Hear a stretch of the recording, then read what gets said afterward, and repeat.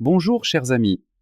Si vous avez plus de 60 ans et que l'on vous dit que oublier le nom d'une simple connaissance, retourner toute la maison à la recherche de vos clés ou répéter inlassablement la même question est une chose tout à fait normale liée à la vieillesse.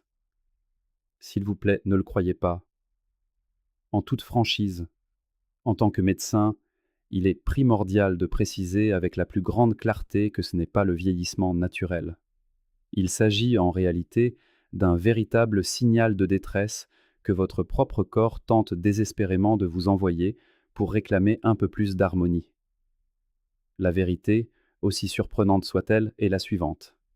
Il existe une habitude toute simple, un geste que vous faites chaque jour sans même vous en rendre compte, qui attise silencieusement le feu de l'inflammation au cœur de votre cerveau, comme une mauvaise cuisson gâche un plat délicat.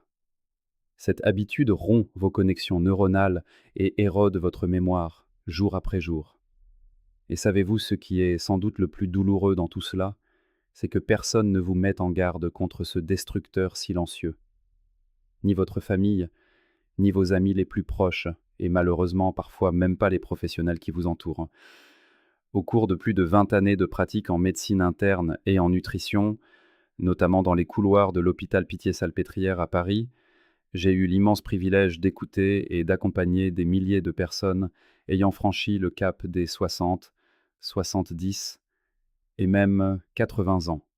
J'ai lu la peur dans leurs yeux lorsque les précieux souvenirs commençaient à s'effacer, mais j'ai également été le témoin privilégié de cette joie incommensurable lorsqu'elles retrouvaient enfin leur lucidité, leur joie de vivre et le plein contrôle de leur existence au quotidien. La grande majorité d'entre nous croit en un mensonge particulièrement dangereux, l'idée selon laquelle la perte de mémoire serait le prix inévitable à payer avec le temps qui passe, comme une fatalité amère. Mais que diriez-vous si l'on vous affirmait que l'âge n'en est absolument pas la cause principale? Il existe bel et bien une habitude insidieuse, une action que vous répétez machinalement au quotidien, qui allume la mèche de l'inflammation cérébrale. Elle est la véritable responsable de ce brouillard mental, de cette confusion passagère et de ces instants si inconfortables où les mots restent bloqués sur le bout de la langue. Restez bien attentifs, car dans les minutes qui vont suivre, cette habitude destructrice sera révélée, et nous allons l'aborder avec l'élégance d'une discussion de salon. Vous obtiendrez la clé pour l'éradiquer de manière totalement naturelle, sans avoir recours à la moindre pilule, en privilégiant l'équilibre. Et, en guise de cadeau tout à fait spécial, un rituel de 15 secondes sera partagé à la toute fin de cette vidéo. C'est un secret précieux qui a déjà aidé tant de personnes à apaiser leur système nerveux et à se réveiller avec un esprit bien plus clair, léger et alerte que jamais auparavant. Avant d'aller plus loin, si vous ne vous êtes pas encore abonné à la chaîne Vitalité Claire, vous êtes chaleureusement invité à le faire et à activer la cloche des notifications. Ainsi, vous recevrez chaque conseil dédié à la santé cérébrale sans jamais en manquer un seul. De plus, si ces mots se trouvent un écho en vous, n'hésitez pas à écrire le chiffre 1 dans les commentaires. Cela permettra de savoir que ce message vous a été utile. Dans le cas contraire, inscrivez le chiffre 0 afin de mieux cerner vos attentes et de vous accompagner de manière plus adéquate lors de nos prochaines rencontres. Passons maintenant à cette première habitude silencieuse. C'est celle que beaucoup pensent indispensable pour accomplir davantage de tâches dans une même journée, mais qui, en réalité, épuise la mémoire et la clarté mentale à l'insu de tous, un peu comme faire bouillir un bouillon trop fort jusqu'à ce qu'il s'évapore. Si vous avez déjà tenté de sacrifier des heures de sommeil pour travailler davantage, il est temps de comprendre, avec toute la douceur requise, que derrière cette pratique se cache une vérité troublante. Et il est fort probable que ce soit précisément cela qui fatigue votre esprit, un peu plus chaque jour. Habitude numéro 10. Écourter son sommeil pour continuer à travailler, refusant ainsi à son corps le droit fondamental au repos réparateur. Il est impossible de compter le nombre de fois où des hommes et des femmes d'un certain âge se présentent dans mon cabinet parisien, le regard empli d'une immense fierté, pour déclarer « Je dors très peu, vous savez. Je me couche tard et je me lève tôt pour profiter pleinement de ma journée. À mon âge, je refuse de gaspiller mon temps. » À chaque fois que résonnent ces mots, ma réponse se veut profondément bienveillante. C'est tout à fait compréhensible, Mais cette habitude pourrait bien précipiter votre mémoire vers un très grave danger. Cela semble contradictoire, n'est-ce pas? Pourtant, c'est justement cette part de vérité que presque personne ne prend la peine de vous expliquer. Votre cerveau est semblable à une grande cuisine de restaurant en pleine effervescence. Tout au long de la journée, il fonctionne à un rythme effréné, générant ainsi des déchets métaboliques et des protéines défectueuses. Mais quand cette brigade nettoie-t-elle les fourneaux? Uniquement lorsque vous plongez dans un sommeil profond. À cet instant précis, une équipe de nettoyage nocturne se met à l'œuvre. Elle balaye les toxines et élimine les plaques dangereuses qui s'y sont accumulées. En écourtant votre sommeil, vous licenciez purement et simplement cette équipe d'entretien indispensable. Les déchets s'accumulent alors inlassablement. Le résultat est sans appel. Un épais brouillard mental s'installe. Vous peinez à vous concentrer, vous oubliez d'infimes détails et vous répétez inévitablement vos anciennes erreurs. Le manque de sommeil ne se contente pas de vous causer de simples somnolences. Il attise la flamme de l'inflammation, fait grimper le taux de cortisol, perturbe l'insuline et brise le délicat rythme biologique de votre mémoire, ruinant la recette de votre bien-être. Avez-vous déjà ressenti cette sensation étrange où votre esprit semble tout simplement se figer au beau milieu de l'après-midi? Ou avez-vous déjà dû relire le même paragraphe à 3 reprises sans en saisir le moindre sens?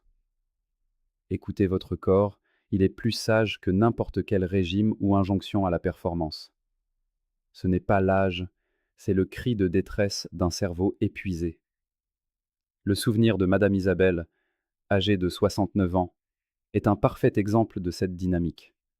C'était une femme d'un dynamisme incroyable, passionnée par son travail.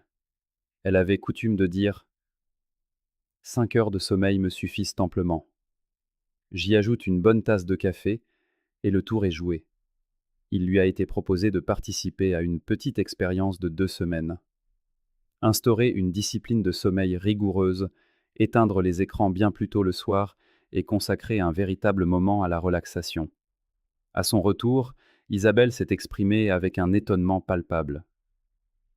Non seulement ma mémoire est bien meilleure, mais je sens que mon esprit est d'une légèreté que je ne lui connaissais plus. Il n'y avait là aucune magie, juste la nature à l'œuvre. Que devez-vous donc faire pour cultiver cette joie de vivre? La solution est simple, mais elle exige un véritable engagement envers vous-même. Considérez le sommeil comme le rendez-vous le plus crucial de votre journée, aussi sacré qu'un bon dîner partagé.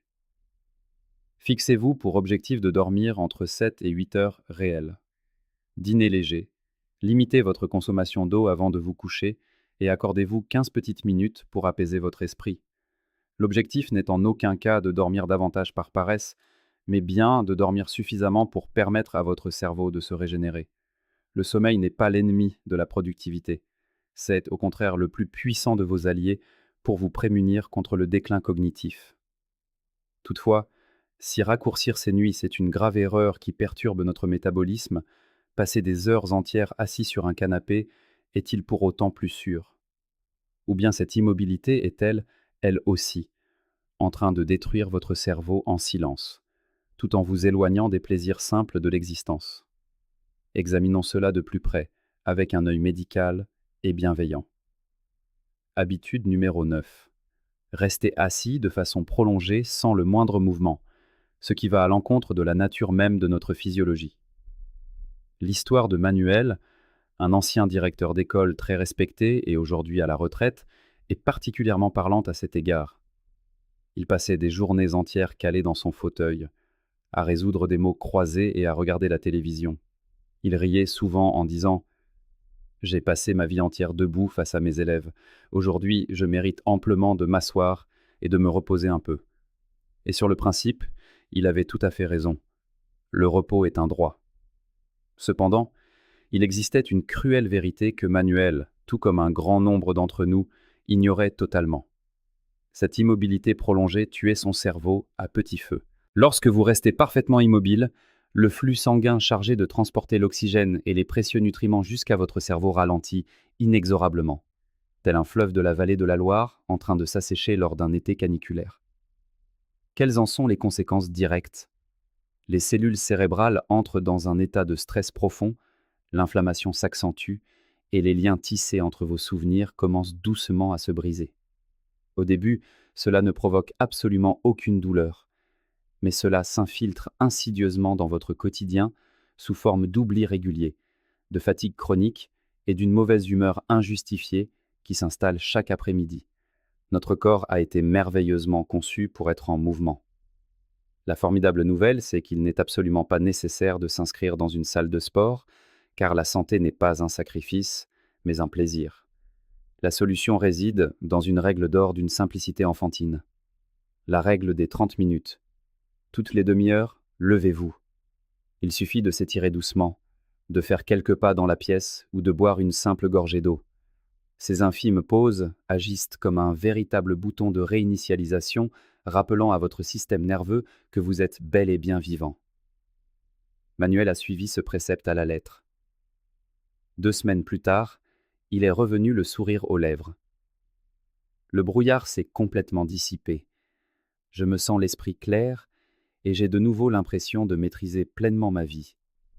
Mais, parmi ces visiteurs silencieux qui nuisent à notre santé et à notre longévité, il existe une autre présence qui s'immisce furtivement dans la routine de vos matinées, souvent déguisée en réconfort, la caféine.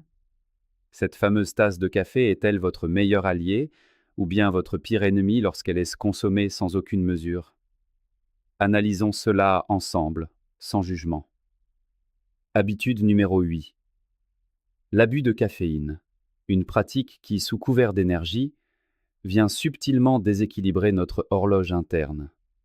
Il est si facile d'être séduit par l'arôme irrésistible d'un café fraîchement préparé, je le conçois aisément, étant moi-même amateur des terrasses parisiennes. La toute première gorgée matinale ressemble à une étreinte chaleureuse, un rituel presque sacré pour entamer la journée du bon pied. Pourtant, avec le temps et l'observation minutieuse de la santé cérébrale de mes patients, une leçon particulièrement coûteuse s'impose. Ce cadeau du matin, lorsqu'il est consommé avec excès, se mue en une menace redoutable pour le cerveau. La caféine ne se contente pas de vous réveiller. Elle tend votre système nerveux à l'extrême, telle la corde d'un arc, active puissamment les mécanismes liés au stress et détruit silencieusement l'architecture de votre sommeil nocturne. L'euphorie éphémère qu'elle procure est bien souvent suivie d'une chute brutale, une irritabilité soudaine, une anxiété diffuse et des envies de sucre qu'il devient ardu de réfréner. Pour un cerveau qui mène déjà un combat quotidien contre les petits oublis, ces montagnes russes s'apparentent à de violentes tempêtes qui ébranlent les fondations mêmes de la mémoire. L'histoire de Monsieur Serge est inoubliable. Toute son existence tournait autour de son café matinal, du thé de l'après-midi et de diverses boissons très sucrées en soirée. Lorsqu'il a réduit à une seule tasse par jour, il a d'abord hésité. J'ai vécu ainsi toute ma vie. Pourquoi changer maintenant? Mais 10 jours plus tard, Serge est réapparu, les yeux pétillants. Il dormait d'un sommeil profond et le brouillard s'était évanoui. Rassurez-vous, il n'est nullement demandé de tout abandonner de manière radicale, car nous visons l'harmonie. Savourez votre tasse de café du matin comme un présent inestimable, prenez le temps de la déguster à la française, mais apprenez simplement à vous arrêter au bon moment. La qualité prime sur la quantité, toujours. Votre sommeil et votre mémoire vous remercieront silencieusement pour cette modération salvatrice. Et puisqu'il est question de ce que nous introduisons dans notre organisme, il existe une catégorie d'aliments qui perturbent les hormones et le cerveau de manière bien plus dévastatrice encore que la caféine. Dévoilons leur identité sans plus attendre pour mieux vous protéger. Habitude numéro 7. La consommation excessive d'aliments ultra transformés et de plats très épicés, qui masquent le vrai goût des choses saines.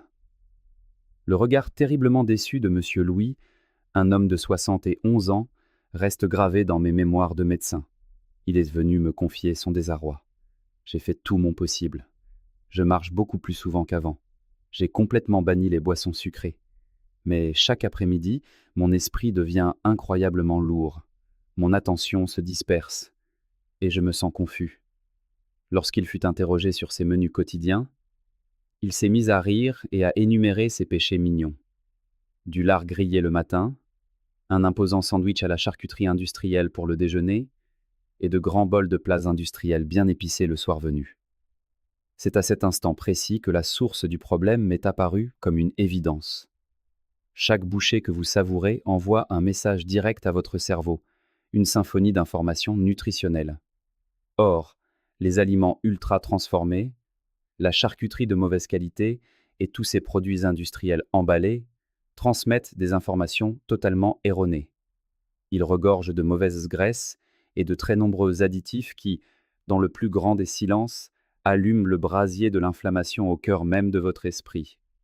Quant aux plats excessivement épicés de façon artificielle, ils surstimulent de façon agressive votre système nerveux, vous volent votre précieux sommeil réparateur et vous font vous réveiller avec un profond sentiment d'agitation et d'épuisement.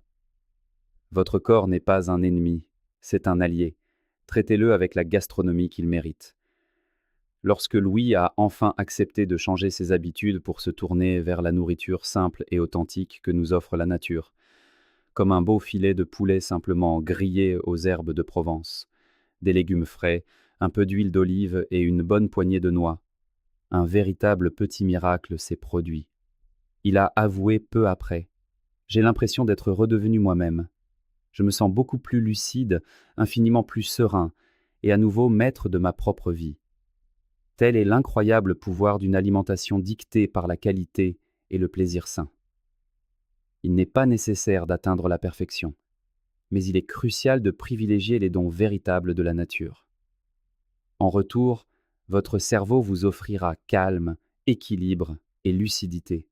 Mais même si vous adoptez une alimentation absolument exemplaire, digne d'un grand chef étoilé, il reste une action quotidienne que près de 90% des gens ignorent royalement. C'est un peu comme un tremblement de terre silencieux qui secoue les fondations de votre esprit sans même que vous vous en aperceviez au milieu de votre routine. Découvrons immédiatement de quoi il s'agit, afin de préserver votre précieux capital santé. Habitude numéro 6. Ignorez les signaux d'alerte précoces que le corps vous envoie pour attirer votre bienveillante attention. Il est stupéfiant de voir à quel point tant de personnes aujourd'hui font l'impasse sur cette réalité par habitude de la performance. Elles se disent pour se rassurer: allons, ce n'est qu'un léger étourdissement. Je dois sûrement être un peu fatigué. Une bonne nuit de sommeil et tout rentrera dans l'ordre. Mais après des décennies passées à veiller sur la santé de mes patients, il est impératif de le dire avec la plus grande gravité. Repousser le moment de faire face à des symptômes inhabituels est l'ennemi le plus cruellement sous-estimé. Que se passe-t-il réellement lorsque vous fermez les yeux sur ces alertes subtiles? Pire encore, en retardant la prise de conscience, nous avons souvent la fâcheuse tendance à compenser de la pire des manières. Pour masquer une certaine lenteur intellectuelle, vous reprenez un café bien corsé au lieu d'écouter cette fatigue justifiée. Chaque fois que vous banalisez l'oubli d'un nom que vous devriez pourtant connaître, ou un rendez-vous manqué sans explication, vous privez votre cerveau d'une opportunité inestimable de se réparer. C'est exactement comme conduire une voiture sur les Champs-Élysées et tenter de forcer le passage alors que le feu est à l'orange. Vous vous en sortirez peut-être indemne, mais un jour ou l'autre, vous vous heurterez inévitablement au feu rouge définitif. Rien de tout cela ne résout le mal, cela ne fait que jeter de l'huile sur le feu. Le parcours de Mathieu, un ancien pompier d'une discipline rare, en est la preuve. Il m'a dit avoir supporté son épuisement toute sa vie. Il lui a donc été demandé de faire quelque chose d'une grande simplicité, tenir un journal. Il s'agissait de noter avec soin chaque moment où il oubliait quelque chose, ce qu'il avait mangé ce jour-là, la qualité de son sommeil ou son niveau de stress. Ce geste a eu l'effet d'allumer le tableau de bord d'un avion. En quelques semaines, Mathieu a identifié des schémas, a réajusté son rythme de vie et a recouvré une lucidité stupéfiante. Mon conseil est le suivant. N'attendez jamais que votre corps hurle. lorsqu'il murmure ⁇ Je suis fatigué ⁇ écoutez-le. Accordez-vous une sieste. C'est la sagesse suprême de celui qui sait savourer la vie. Et pour clore ce chapitre des méfaits du quotidien, avant de passer aux solutions médicales, il reste une toute dernière habitude, peut-être plus destructrice encore que les autres. Elle s'attaque de manière fulgurante et simultanée à vos poumons, à votre sang et à votre cerveau, ternissant votre vitalité. Et même si vous n'avez jamais porté une seule cigarette à vos lèvres de toute votre existence, il suffit d'être exposé de près à sa fumée pour que votre précieuse mémoire en pâtisse lourdement. Regardons cette réalité en face dès à présent, avec honnêteté. Habitude numéro 5. Fumer ou respirer passivement la fumée de tabac, un véritable poison pour la délicate mécanique de nos neurones. Le regard de Monsieur David restera à jamais inoubliable dans mon cabinet parisien. Cet homme à la carrure imposante, âgé de 72 ans, avait consacré sa vie entière au difficile métier de la construction. Il a annoncé, non sans une certaine fierté bien légitime: « Docteur Moreau, j'ai arrêté de fumer il y a plus de 10 ans. Alors, pouvez-vous m'expliquer pourquoi mon esprit reste-t-il aussi embrumé, comme s'il était toujours envahi par une épaisse fumée ?» En creusant un peu plus le sujet et ses habitudes, David a fini par avouer l'origine de ce mystère avec un léger sourire nostalgique. Il m'a confié: tous les vendredis soirs, je retrouve fidèlement mes vieux amis pour jouer aux cartes autour d'une table, et eux, ils fument encore à plein poumon. Ce que David ignorait totalement, c'est l'extrême sensibilité dont fait preuve notre cerveau. Chaque volute de fumée inspirée, même de manière purement passive, véhicule des milliers de toxines redoutables. Elles agissent comme d'impitoyables mains invisibles qui viennent étrangler vos vaisseaux sanguins, un à un. Elles coupent net l'approvisionnement en oxygène, pourtant vital pour votre cerveau, et maintiennent l'ensemble de votre organisme dans un état d'inflammation persistant et ravageur. Cette tempête silencieuse frappe de plein fouet l'hippocampe, véritable coffre-fort de vos souvenirs. Si vous fumez, je vous dis cela avec la plus grande empathie, sans aucun jugement moral. Arrêter la cigarette est le plus beau cadeau que vous puissiez vous offrir pour préserver votre élégance d'esprit. N'hésitez pas à chercher de l'aide médicale. Et si vous avez déjà arrêté, toutes mes félicitations pour cette belle victoire. Cependant, la bataille n'est pas encore terminée pour autant. Protégez-vous du tabagisme passif. David, par exemple, a décidé de changer avec courtoisie. Il a déplacé ses parties de cartes chez lui, où l'air était parfaitement pur et accompagné de bonnes tisanes.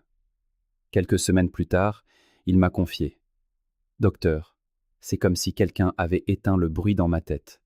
Protéger ses poumons, c'est protéger sa clarté mentale et cultiver sa joie de vivre. Mais parfois, le plus grand danger ne réside pas dans ce que nous inhalons dans l'air ambiant, mais dans ce que nous ignorons volontairement concernant notre santé globale. C'est l'habitude si humaine de fermer les yeux sur les signaux d'alarme du tableau de bord de notre corps par crainte du verdict. Examinons cela de plus près, en toute sérénité. 4e habitude. Ignorer les bilans réguliers de santé cérébrale. Permettez-moi de vous parler de José. Il a 67 ans. C'est un homme soigné et élégant. Mais, assis face à moi, la confusion se lisait dans chacun de ses gestes. José m'a avoué qu'il vivait depuis 1 an dans un épais brouillard mental, une mémoire dispersée, une énergie épuisée et un moral lourd, comme s'il portait des pierres attachées à son corps. Sa phrase est restée gravée dans ma mémoire. « Docteur, pour être honnête, j'avais peur de venir vous voir. Je ne voulais pas connaître la vérité. » José n'est pas un cas isolé, bien au contraire. J'ai vu d'innombrables personnes fortes, intelligentes, capables d'affronter n'importe quelle difficulté de la vie, s'arrêter net devant la porte de mon cabinet médical. Il y a de la peur, de la fierté, et aussi une certaine honte mal placée. Mais je leur pose toujours une question toute simple. N'emmenez-vous pas votre belle voiture à la révision avant qu'elle ne tombe définitivement en panne? Pourquoi ne pas accorder cette même attention méticuleuse à la machine la plus merveilleuse et complexe de l'univers? Votre propre cerveau? La santé cognitive est une affaire très délicate. Avant que le voyant rouge ne s'allume, elle a déjà envoyé des milliers de signaux orange, un nom qui s'échappe lors d'un dîner, un rendez-vous oublié, une irritabilité sans motif ou un sommeil agité. La bonne nouvelle, c'est que, si elles sont détectées à temps, la plupart de ces brumes mentales peuvent être dissipées avec grâce. Parfois, le coupable n'est pas la maladie d'Alzheimer. Il peut s'agir d'une simple carence en vitamine B12, d'une hypertension instable, d'une thyroïde fatiguée ou même d'une perte auditive qui oblige le cerveau à faire des efforts démesurés. C'est pourquoi je recommande un entretien annuel, non pas pour chercher des maladies, mais pour préserver sa lucidité et son bien-être. Revenons à José, notre élégant patient. Nous n'avons trouvé absolument aucune maladie grave lors de son bilan. Nous avons simplement ajusté son sommeil, lui avons prescrit des appareils auditifs discrets, modifié un de ses médicaments de routine et ajouté de belles promenades, ainsi que des exercices cognitifs de 15 minutes par jour, toujours dans la bonne humeur. Quelques mois plus tard, José est revenu avec un grand sourire rayonnant. Docteur, je ne regrette qu'une chose. J'aurais aimé ne pas attendre si longtemps. J'ai perdu une année entière dans une angoisse inutile. Ne laissez jamais la peur vous empêcher de vous rétablir. Les examens médicaux sont essentiels, c'est indéniable, mais ce que vous mettez dans votre assiette chaque jour compte tout autant qu'une visite chez le médecin, car la nutrition est la première médecine. L'habitude suivante est liée à une chose avec laquelle beaucoup d'entre nous ont grandi, notamment dans nos traditions culinaires, mais qui pourrait bien alimenter silencieusement le brouillard dans votre cerveau à chaque repas, si l'on oublie le principe de modération. Découvrons-la ensemble. Troisième habitude. Consommer trop de viande rouge et de produits carnés transformés. À présent, j'aimerais vous présenter Fernando, 70 ans, un homme débordant de fierté. Il m'a dit d'une voix forte: Docteur Moreau, je suis un grand amateur de viande. J'ai besoin d'un plat bien consistant, comme un bon pot-au-feu. Je le comprends parfaitement en tant que bon Français. Il y a une satisfaction profonde qui émane des plats traditionnels riches. Mais ce que Fernando, tout comme beaucoup d'entre nous, ne réalise pas, c'est qu'une alimentation excessivement chargée de viande rouge, de bacon et de charcuterie alimente silencieusement le feu de l'inflammation systémique. Et c'est le cerveau qui en paye le prix fort. Les conservateurs et les graisses saturées de la viande transformée de mauvaise qualité ne se contentent pas d'obstruer les vaisseaux sanguins. Ils créent un environnement de résistance dans le cerveau, bloquant les précieux signaux nerveux. Le résultat est un esprit moins clair, une endurance mentale affaiblie et des émotions instables. Je n'ai pas demandé à Fernando de renoncer totalement à son plaisir. Ce serait une erreur. Je l'ai simplement invité à retrouver un certain équilibre, à faire honneur à la vraie gastronomie. Nous avons convenu que la viande rouge ne serait au menu qu'1 à 2 fois par semaine. Les autres jours, elle a laissé place à de nouveaux compagnons de table, des poissons gras riches en oméga 3, de la volaille maigre, des légumineuses et un arc-en-ciel de légumes du marché. Quelques semaines plus tard, Fernando est revenu avec une allure complètement différente, beaucoup plus dynamique. Il a déclaré: Docteur, je ne me rendais pas compte à quel point je me sentais lourd avant d'arrêter ces excès. Maintenant, je dors mieux, je savoure vraiment ce que je mange. Je ne m'effondre plus de fatigue l'après-midi et mon esprit ne me semble plus englué. Ma règle d'or en tant que nutritionniste est la suivante. La qualité prime sur la quantité. Faites en sorte que le contenu de votre assiette provienne davantage de la terre que de l'usine. Votre cerveau remarquera la différence plus vite que vous ne l'imaginez. Mais, bien que la nutrition soit déterminante, il existe une autre force qui agit juste sous votre ceinture. Découvrons-la maintenant. Deuxième habitude, l'accumulation de la graisse abdominale et l'obésité. Je me souviens très bien d'Alonso, 64 ans, un homme aimable, au sourire timide, qui appréciait les bons repas. Il a tapoté doucement son ventre avec bienveillance et m'a demandé: Docteur, je sais que cette petite bedaine est un peu grosse, mais est-ce vraiment si nocif pour ma santé mentale? Je l'ai regardé droit dans les yeux et lui ai répondu avec une sincérité absolue, propre à ma pratique. Bien plus que vous ne l'imaginez, mon cher Alonso. Ne confondez pas la graisse abdominale avec un simple problème esthétique ou une réserve d'énergie passive pour les jours d'hiver. En réalité, d'un point de vue médical, c'est une usine toxique qui travaille jour et nuit. Elle libère constamment des signaux inflammatoires, épaissit le sang et étrangle la microcirculation qui nourrit le cerveau. Elle attaque directement l'hippocampe, l'endroit même où sont stockés vos plus beaux souvenirs. Le résultat est un épais brouillard mental, une énergie drainée et une pensée ralentie. Mais voici la bonne nouvelle, car je suis là pour vous rassurer. Vous n'avez pas besoin de perdre 30 kilos pour voir des changements. Perdre seulement 5% de votre poids corporel déclenche déjà le miracle de la vitalité. Avec Alonso, nous n'avons pas mis en place de régime strict, car je suis profondément contre les extrêmes. Nous avons commencé par de petites étapes, marcher 20 minutes chaque matin, remplacer les sodas par de l'eau fraîche, ajouter une belle portion de légumes au dîner et s'accorder un jeûne nocturne de 12 heures pour laisser le système digestif se reposer paisiblement. Quelques semaines plus tard, Alonso ne traînait plus les pieds de fatigue tous les après-midi. Il dormait plus profondément et m'a confié: Docteur, j'ai l'impression de retrouver une partie de mon ancien moi. Les Français mangent du fromage et boivent du vin, mais vivent longtemps. Demandez-vous pourquoi. C'est le miracle de l'équilibre.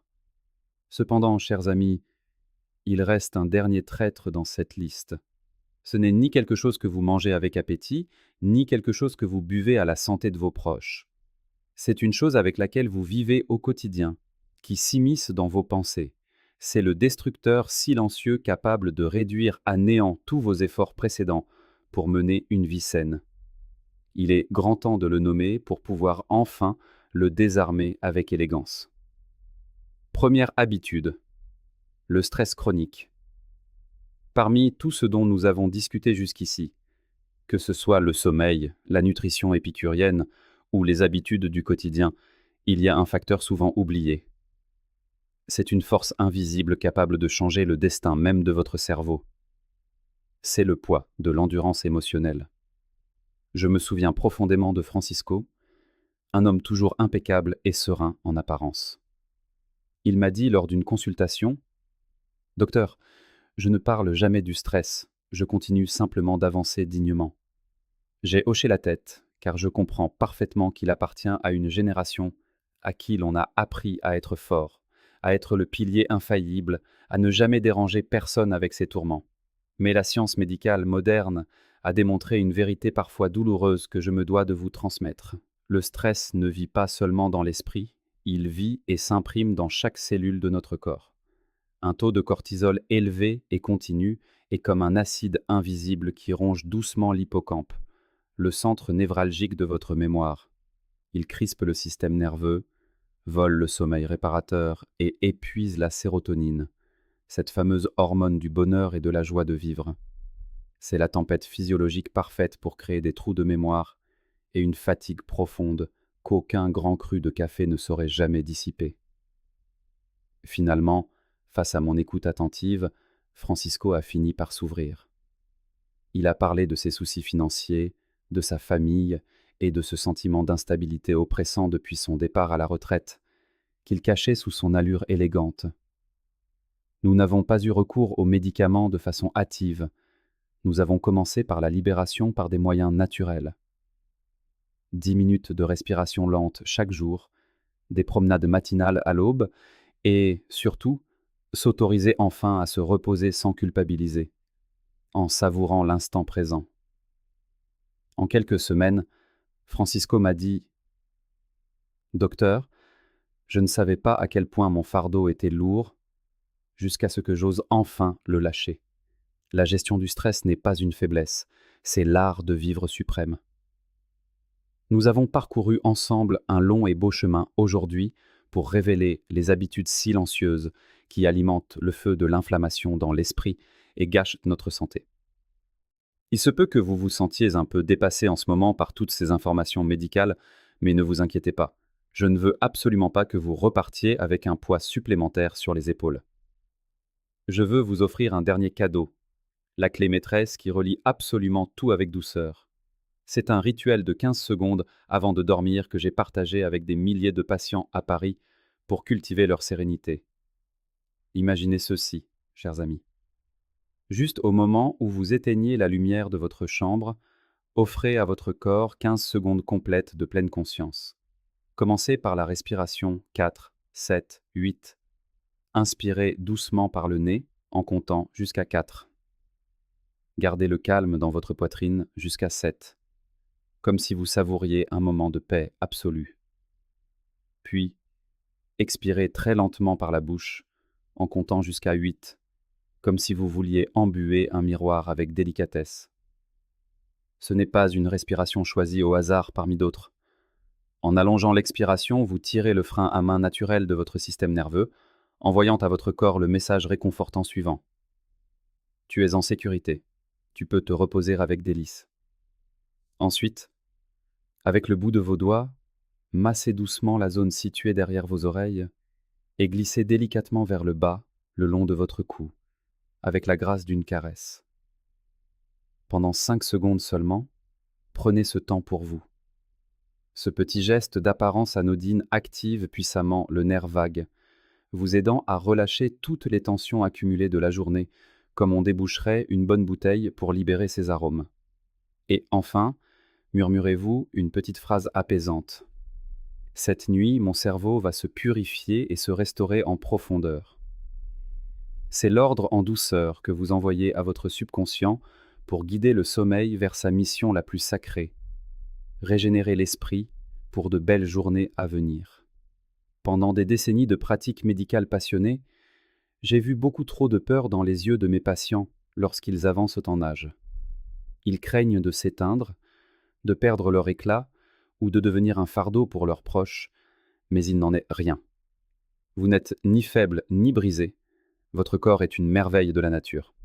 Simplement, vous manquiez d'informations claires et de quelques ajustements bienveillants liés à la nutrition et au style de vie.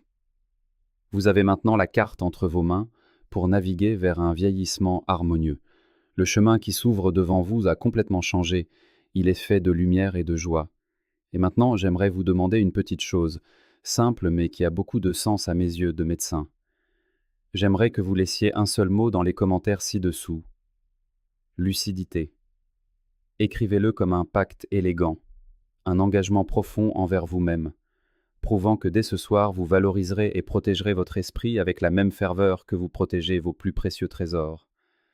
Avez-vous reconnu une habitude de cette liste dans votre quotidien? Êtes-vous prêt à changer quelque chose dès aujourd'hui pour embrasser une vie plus saine et joyeuse? Partagez votre histoire en toute liberté. Je lirai chaque ligne, chaque mot, car votre expérience est la plus grande source d'inspiration pour cette belle communauté dédiée au bien-être. Si vous souhaitez poursuivre ce chemin vers l'harmonie avec moi, cliquez sur j'aime et abonnez-vous à la chaîne Vitalité Claire. Des vidéos fascinantes sur la santé et la longévité vous y attendent. Merci de m'avoir fait l'honneur de m'accompagner. N'oubliez jamais, la santé n'est pas un sacrifice, mais un plaisir, et votre cerveau est beaucoup plus fort que vous ne l'imaginez. À très bientôt, chers amis, on se retrouve très vite.